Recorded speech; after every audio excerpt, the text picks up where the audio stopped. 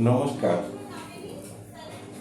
আজকে ভালো থাকুন এই পর্যায়ের আলোচনায় আমরা দৈনন্দিন জীবনে হাসি নিয়ে দু একটা কথা বলবো।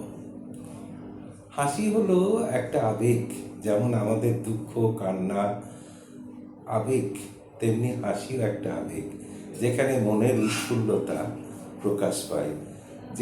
যখন আমরা কোনো ঘটনায় বা কোনো কিছু কারোর সাথে কথা বলে মনটায় উৎফুল্লতা আসে, খুব ভালো লাগে, তখন আমরা হেসে থাকি।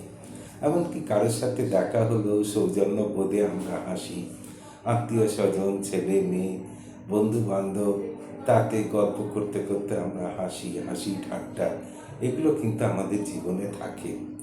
হাসির কিন্তু একটা মূল্যবান দিক আছে, সেটা হলো যারা হাসে বা যাদের মধ্যে হাসি যখন আমরা করছি, তখন কিন্তু মন যে উৎফুল্ল হচ্ছে তাই নয়, মনটা অনেক সচল সতেজ হয়ে থাকে।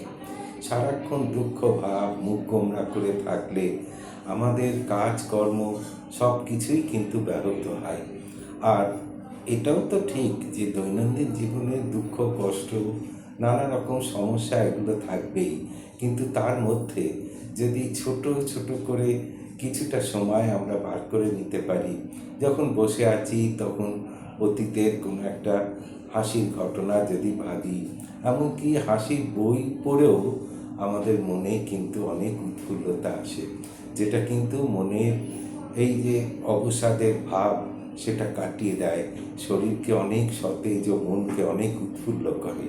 সুতরাং মনে রাখতে হবে যে আমরা যেন হাসতে না ভুলে যাই।